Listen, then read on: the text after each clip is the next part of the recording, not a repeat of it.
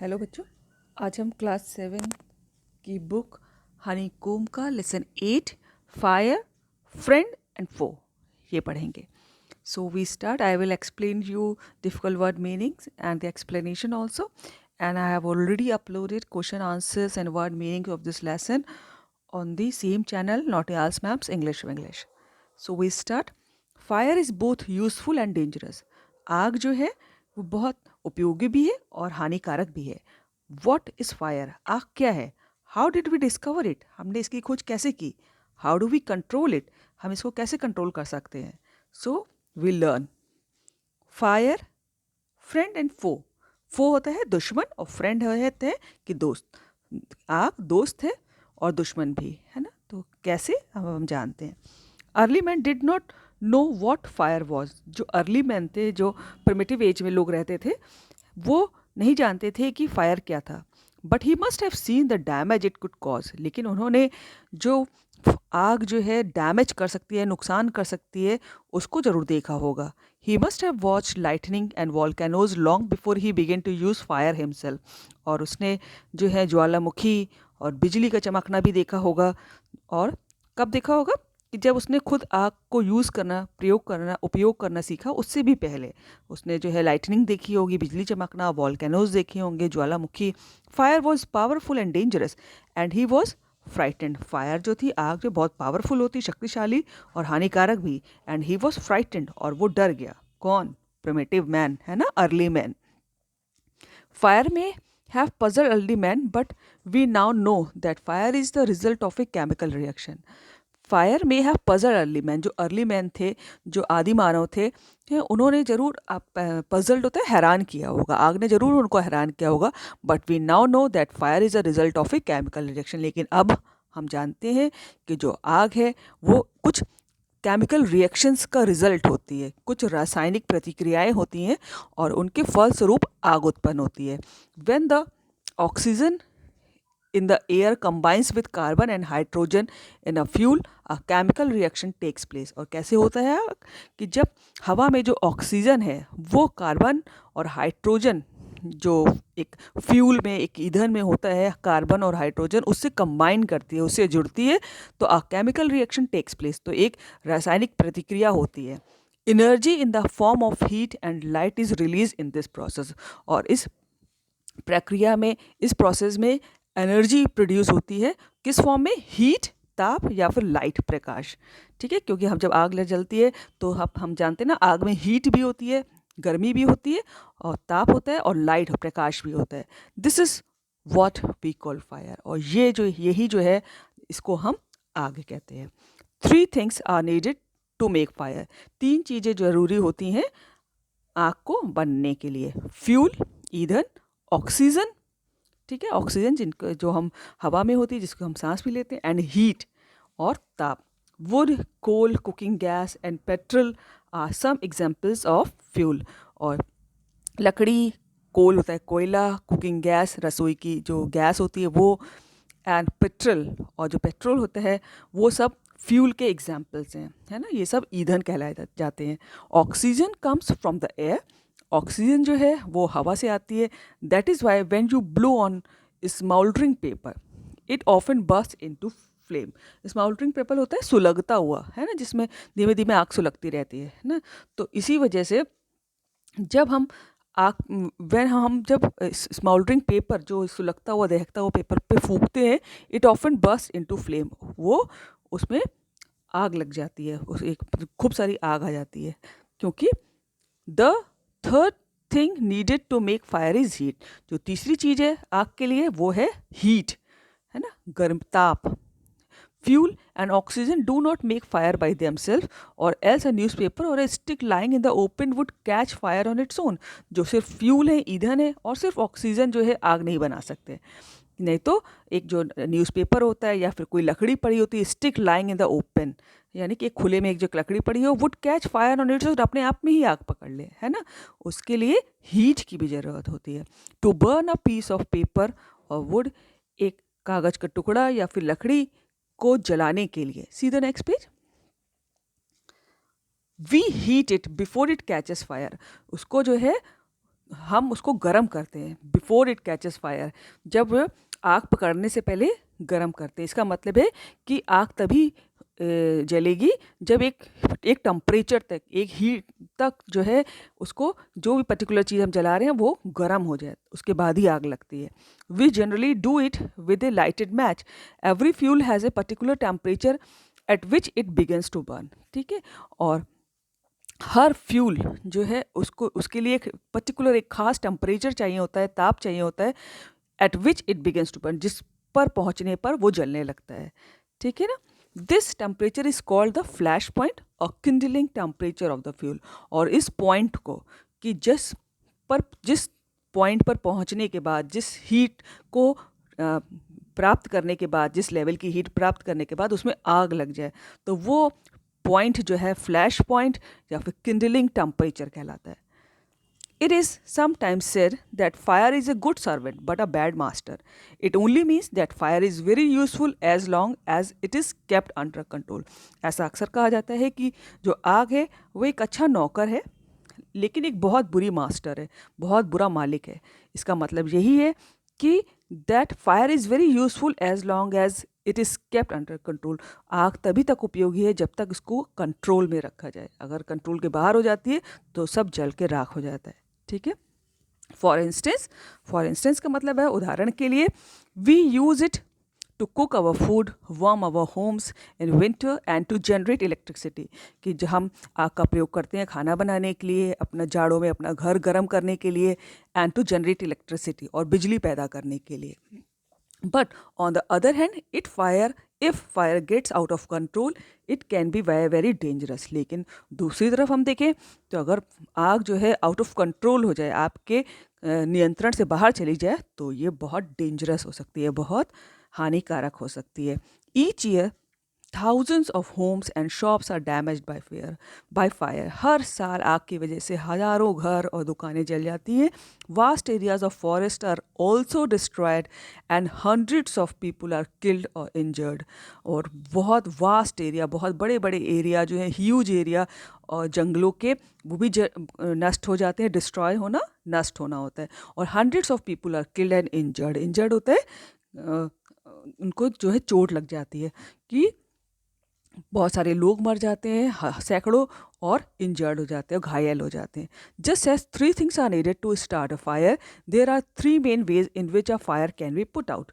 Put out होता है बुझाना। जिस तरह किसी आग को लगने के लिए 3 चीज़ें आवश्यक होती हैं ना, अभी हम लोग ने पढ़ा था ना कि 3 चीज़ें आवश्यक होती हैं, उसी तरह आग को बुझाने के लिए भी देयर आर 3 मेन वेज, 3 तरीके हैं in which a fire can be put out, कि जिसके थ्रू हम आग को बुझा सकते हैं। In each one of the 3 things needed for burning is taken away. और इनमें से जलने के लिए आवश्यक तीनों चीज़ों में से एक को निकाल लिया जाता है, तो आग बुझ जाएगी। 3 चीज़ें। आगे देखिए नेक्स्ट पेज।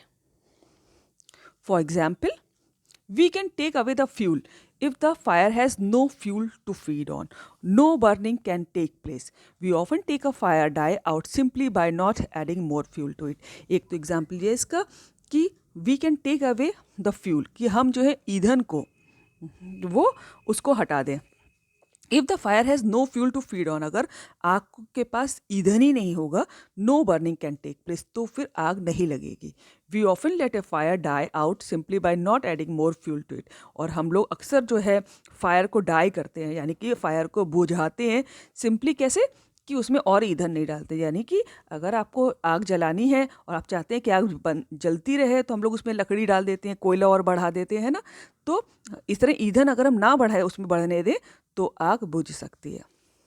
दूसरा देखिए, the second way of putting out a fire is to prevent oxygen from reaching it. और दूसरा तरीका है आग को बुझाने का कि आग तक जब वो जल रहा है वहाँ पर ऑक्सीजन की सप्लाई बंद कर दी जाए, ऑक्सीजन को प्रिवेंट कर दिया जाए। प्रिवेंट होता है रोक दिया जाए। No supply of oxygen means no fire. अगर कोई ऑक्सीजन की सप्लाई नहीं है तो इसका मतलब है कि आग नहीं लगेगी। Small fires can be put out or smothered with a damp blanket और ए सैक। स्मोदर्ड होता है बच्चों कि पूरी तरह ढका हुआ है ना, और डैम्प ब्लैंकेट होता है गीला हुआ, गीला कंबल, और सैक होता है बोरा। ठीक है। तो छोटी छोटी जो आग है, small fires can be put out, जो उनको बुझाया जा सकता है। किस तरह? एक डैम गीला कंबल डाल दीजिए उसके ऊपर, या फिर एक बोरा डाल दीजिए, है ना। तो पूरी तरह ढक दीजिए, स्मोदर्ड कर दीजिए, यानी पूरी तरह ढक दीजिए, तो आग बुझ जाएगी। This stops oxygen reaching the burning material. इस तरह है ऑक्सीजन जो है, जो भी चीज़ जल रही है, बर्निंग मटेरियल जो है, वहाँ पर ऑक्सीजन की सप्लाई रुक जाती है। दिस स्टॉप्स ऑक्सीजन, है ना, ये ऑक्सीजन को रोक देता है रीचिंग द बर्निंग मटेरियल, जो भी चीज़ जल रही हो वहाँ तक पहुँचने से। और ऑक्सीजन जब नहीं होती तो आग नहीं लगेगी, क्योंकि आग लगने के लिए ऑक्सीजन का होना बहुत ज़रूरी है।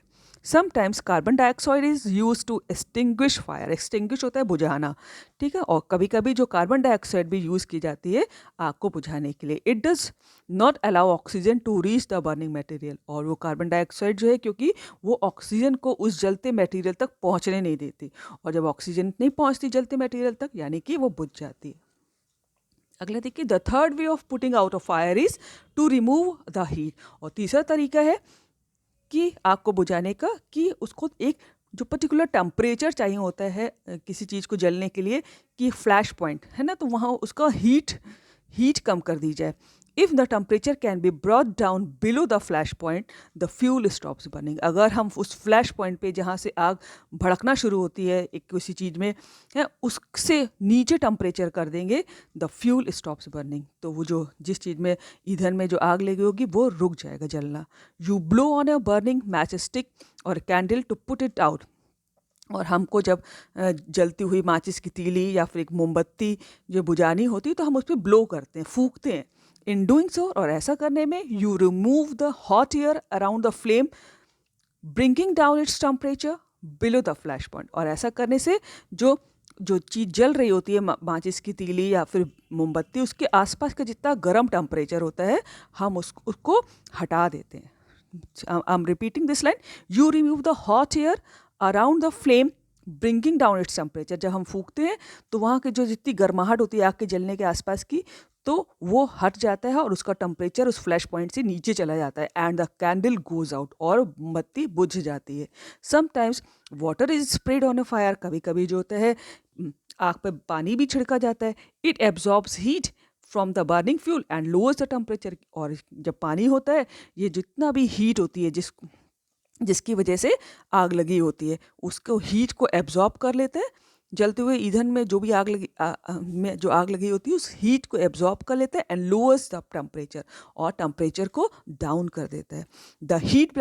The blanket of water also cuts of the supply of oxygen and the fire is extinguished. और गीले जो कंबल होते हैं वो भी ऑक्सीजन की सप्लाई को बंद कर देते हैं और फायर बुझ जाती है।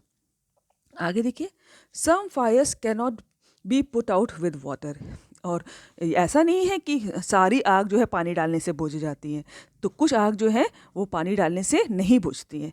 If water is spread on to an oil fire, the oil will float to the top of the water and continue to burn. अगर किसी जो वजह तेल की वजह से आग लगी है, जैसे कि पेट्रोल लीक हो गया, तेल लीक हो गया है ना, और उसमें आग लग गई, तो if water is spread on to on oil fire, तो अगर उस पर पानी डाला जाएगा तो the oil will float to the top of the water and continue to burn. तो जो तेल होगा वो पानी के ऊपर तैर आएगा और वो जलता रहेगा। This can be very dangerous because water can flow quickly. और ये ज़्यादा मुश्किल कर सकता है, ज़्यादा हानिकारक हो सकता है, क्योंकि पानी तो बहता है और पानी के ऊपर तेल होगा तो वो भी बहेगा, तो और आग बहुत जल्दी जल्दी आगे बढ़ेगी, है ना। तो ये पानी को और पानी, क्योंकि पानी फैलेगा तो उसके ऊपर तेल भी फैलेगा और आग बहुत ज़्यादा फैल जाएगी। तो ये बहुत डेंजरस हो सकता है। यानी कि अगर कहीं पर तेल की वजह से आग लगी है तो आपको पानी नहीं डालना है वहाँ। Carrying the burning oil with it and spreading the fire. और ये जो हमने वो ये भी बताया कि बर्निंग ऑयल को, जो जलता हुआ तेल है, वो आगे ले जाता है और फायर को स्प्रेड कर देता है, फैला देता है। इसलिए तेल की वजह से आग लगी होती है तो उसमें पानी नहीं डाला जाता।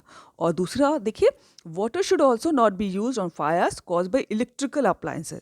जब बिजली के किसी उपकरण की वजह से आग लगी हो, जैसे शॉर्ट सर्किट हो गया हो या फिर बिजली की वजह से, उसमें भी पानी नहीं डाला जाता। The person spraying water might receive an electric shock and be killed. और जो आदमी जो है उसमें पानी छिड़क रहा होगा तो हो सकता है कि उसको एक बिजली का करंट का झटका लग जाए और वो मर सकता है। Carbon dioxide extinguisher is the best thing to fight an electrical fire. जो कार्बन डाइऑक्साइड एक्सटिंग्विशर आते हैं बाज़ार में, आपने उन लोगों ने देखा होगा स्कूलों में, हॉस्पिटल्स में, जगह जगह लगे होते हैं लाल रंग के सिलेंडर से, तो वो कार्बन डाइऑक्साइड एक्सटिंग्विशर कहलाते हैं। वो सबसे बढ़िया चीज़ होती है अगर इलेक्ट्रिक की वजह से, शॉर्ट सर्किट की वजह से कहीं आग लगी है, उससे आग बुझाने में। See the next page. We spend millions of rupees each year in fighting fires. हम लोग जो है मिलियंस, 1 मिलियन में बच्चों 10 लाख होता है, और यहाँ पर लिखा है मिलियंस, लाखों रुपए खर्च करते हैं इस आग को सिर्फ फाइट करने में। जब कभी आग लगती है उसको बुझाने में जो फाइट करनी पड़ती है लोगों को, उसमें जो है लाखों रुपए खर्च होते हैं। And we spend more trying to find new way of preventing fires from happening and getting out of control. हम जो है नए नए तरीके, न्यू वेज खोजते हैं कि आग को रोकने के लिए और आग कहीं लग जाए तो उसको कंट्रोल करने के लिए। On the whole we have learned rather well to control fire and put it to good use in our everyday life. तो इसलिए ये ज़्यादा अच्छा है कि हम सीखें कि आग पे कैसे कंट्रोल करना है और हमको अपनी डेली लाइफ में उसको कैसे यूज़फुल बनाना है। Long ago there was no fireman. बहुत पहले के समय में कोई जब फायरमैन नहीं होते थे। फायरमैन कहते हैं जो फायर ब्रिगेड से आते हैं ना, लाल रंग की गाड़ी होती है, और जो फायरमैन, उसमें जो लोग होते हैं जो आग बुझाते हैं उनको फायरमैन कहते हैं। तो बहुत पहले फायरमैन नहीं होते थे। When fire broke out everybody became a fire fighter. और जब कभी आग लग जाती थी तो हर आदमी जो है एक फायर फाइटर बन जाता था, यानी कि उस आग को बुझाने में हेल्प करते थे। पीपुल फॉर्म्ड ह्यूमन चेन्स, है ना, और लोग जो थे एक ह्यूमन चेन बना लेते थे। They still do if required, और अभी भी ऐसे लोग करते हैं अगर ज़रूरत पड़ती है। And passed buckets of water from a well or a pond to the blaze. और जो ब्लेज होती थी, जहाँ पर आग, शोले जल रहे होते थे आग के, वहाँ से लेकर जो एक पॉन्ड या फिर जहाँ भी पानी ज़्यादा होता था वहाँ तक लोग लाइन से खड़े हो जाते थे और बकेट्स, बाल्टियाँ पास करते थे उस कुएं के पास से या फिर तालाब के पास से। हम आपको फोटो दिखाते, नीचे बनी हुई है, ये देख रहे हैं, ह्यूमन चेन बनी हुई है, और सब लोग को यहाँ पर आग लगी हुई है, ब्लेज है, तो सब एक दूसरे को पानी पास कर रहे हैं ताकि फटाफट फटाफट आग को बुझाया जा सके। This is called human chain. Now, there are laws about building constructions which ensure that space is left between buildings to reduce the first risk.